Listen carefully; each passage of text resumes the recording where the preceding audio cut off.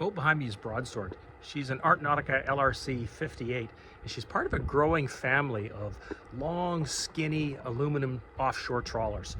Often this genre, they're tough on the outside, but quite luxurious on the inside, and Broadsword is no exception to that. To say that she draws a crowd wherever we go is definitely not an understatement. So I thought what I would do is put together a short little video tour of the boat, show you both inside and out. And by the way, I'm not a videographer. I don't make YouTube videos for a living, so please excuse if this video is a little bit rough.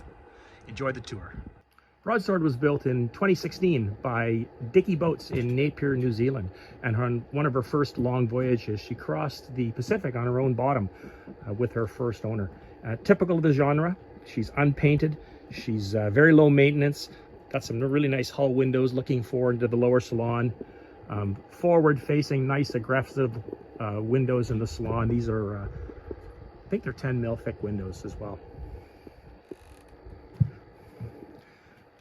Cockpit's really large. In fact, you can see I've got my dinghy in the cockpit. It can also sit up on top of the roof, but one of the really interesting things with this boat is the dinghy can be stored in the cockpit and launched right out the back as well. Really convenient, much more convenient than having to launch it off the top all the time. When we don't have the dinghy in the cockpit, we've got a massive cockpit here. It's probably about 10 feet long on its shortest side. Really great space. And inside the cockpit, underneath in the lazarette, there's massive amounts of storage for chairs, extra dinghy fuel, lots of different things you may want to store inside there. And up above here, we've got an aluminum roof covering a portion of the cockpit as well. So it's kind of nice keeping things dry when you're heading in and out of the boat. Let's go forward and have a look around the bow. Okay, starting at the back and heading forward, nice wide side decks. You notice there's absolutely no wood on the outside of the boat, well, except a little seat in the bow. So very, very low maintenance. Very few trip hazards, and as I'm somebody who likes to stub their toes, I'm thrilled there's not a lot of reasons to stub my toe either on the boat.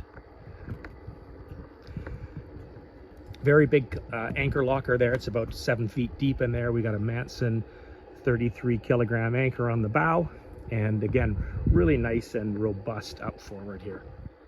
Looking backwards, and we'll head up on top here. So nice, easy steps added here to get up on top. Got about 510 watts of solar, 6-person life raft as well. And communications arch here. That whole system up here is cantilevered as well. So, or should say tabernacled, so it can be folded down. This boat spent some time in Europe on the canals, and it also spent time doing the Great Loop with a prior owner as well. So it's really nice to have the very low bridge deck clearance.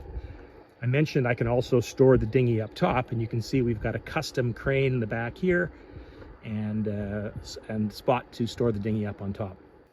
Now I'll take you down inside the engine room. I had a Nordhaven previously, and I was really spoiled with having a great engine room. So of course that was something that was pretty high on my list for the next boat. And down inside here, we've got a little workshop here before we get into the engine room.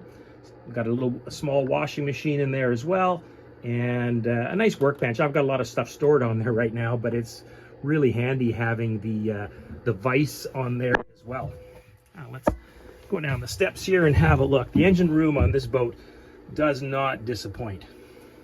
It's not quite standing room, but it has tons and tons of volume in here. Very, very easy to work in here.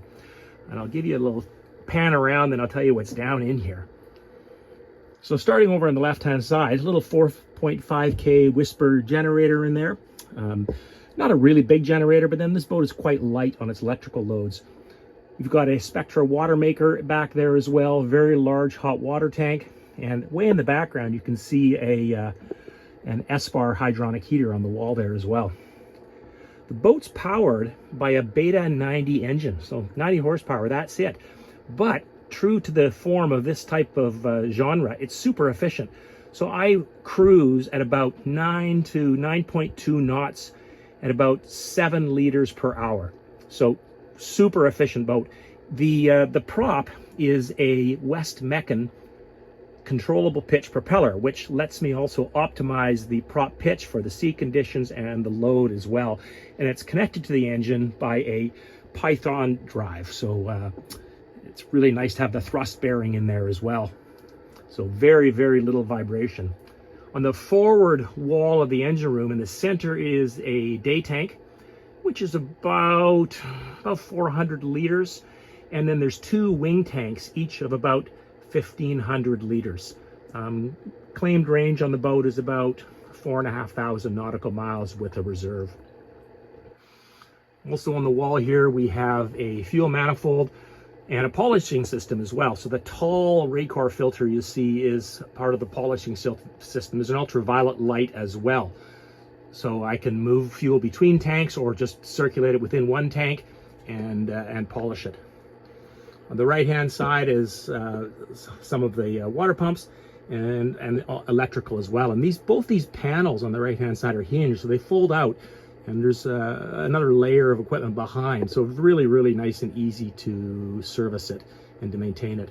Those black boxes are part of the C-zone breaker system. And I'll let you Google that if you want to learn more. But it's basically digital breakers with a manual backup. I have a programmable screen inside the boat, so I can control the breakers from there separately or in groups. So it's a really, really nice system for a boat that has quite a few systems on board. Now let's head upstairs and let's go inside. Okay, heading into Broadsword from the cockpit. As you remember, the outside is kind of all tough looking, but inside is really, really nice and comfortable, luxurious, and very, very bright. The whole left side of the upper salon here is the galley, and it's a one-piece stainless steel counter with integrated sink as well. So really, really nice to work with, really nice and easy to maintain as well. And looking over on the left, you'll see the helm. We'll have a closer look at that. Wrap-around windows, settee, seats 4 comfortably on this settee. And the material on this, by the way, this is Sunbrella. So it's, it's quite an interesting idea for interior fabric. It's super hard wearing, easy to clean, but and easy to replace if I ever need to do any maintenance. As you can see, there's glass everywhere in this boat. So the visibility from the helm or when you're sitting inside is absolutely fantastic. Really, really, really nice boat to spend time in.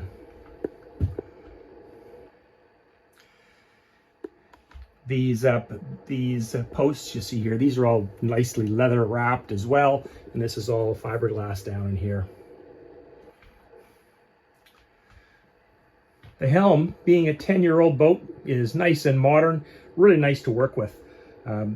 Dual Raymarine displays here.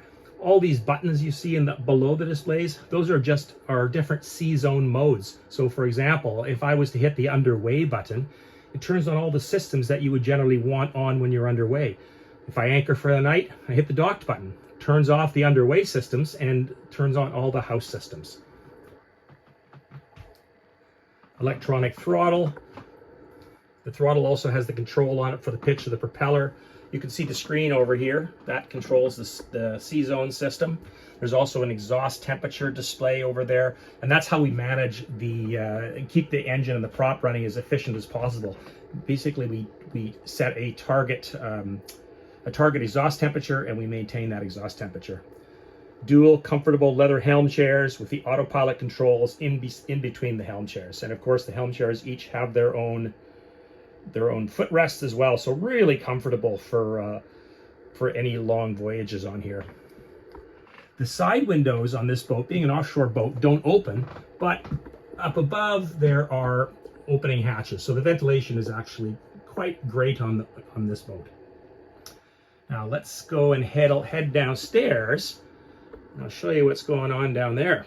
So this boat, of course, we've got an upper salon, but what we also have is the lower salon. And coming from a sailboat heritage, I just love this space down here. This is where we spend a lot of our time. You got hull windows that we saw when we walked by the boat. Long settees, over 6 feet long, so you definitely could sleep on them if you wanted to. Got a TV on one wall. We've got Starlink on the boat, of course. And then on the starboard side, we've got a bigger settee that actually folds out, if I wanted to, into a double bed as well. So the boat is a 1-cabin boat, as you'll see shortly. It's really a couple's boat, but if we did have extra people on board, we can fold this out to a double bed. We've used it and it works really well. There's, for creature comforts on the boat, there is the an S-bar hydronic system, which heats the lower level of the boat. That it's an S-bar airtronic system for heating the upper level of the boat. And there's also 2 air conditioners in the boat as well. One of them is behind that grill you can see over underneath the little desk. And there's another, that's the air conditioner for the lower salon. There's also air conditioning for the upper salon. Those are, of course, AC units. So we'd be running a generator if we wanted to use those. Being up here in British Columbia, not really too necessary. And the ceiling on this boat, I don't know if you caught it in any of the previous bits of the video, but it's a really nice modern white ceiling. Now this looks like wood, but this is not wood.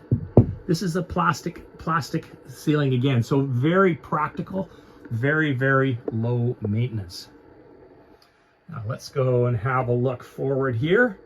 Take a quick look into the head. It's a single head. It has a really nice big shower on one side. Nice vessel sink. Lots of glass. One window in the shower, one window over the sink. And of course a head as well. Now going forward in the boat, one sleeping cabin on this boat. As I mentioned before, it's definitely a couple's boat. That is the target with this boat. And the stateroom doesn't disappoint. It's got a nice queen bed up here, and it's a nice standard size queen. What that means is normal sheets, no custom sheets, no strange angles. Really nice size big bed. There is quite a bit of storage in here as well. Hatch above for ventilation, which is quite nice in the summer months. And a nice dresser in there as well. And of course, there is tons of storage room underneath the bed as well. Now heading aft again. Again, another view of that lower salon. That coming from a sailboat, we just love it down here. It's so cozy, especially when we're cruising in winter months. And great color scheme on the boat. Heading up to the upper salon, pilot house, whatever you want to call it. Again, lots of glass. And heading back outside to our great cockpit. I hope you enjoyed the tour of Broadsword. If you're looking for a boat like this yourself, there's about 6 of these in various parts of the world, with a 6th I think is under construction right now. Best source for more information is to contact Art Nautica Europe directly, which is Art Nautica, ARTNAUTICA.EU. They'll answer your questions, and I believe there's a new one being built right now for a future owner. Enjoy your cruising, and thanks a lot for coming along on this tour. Cheers.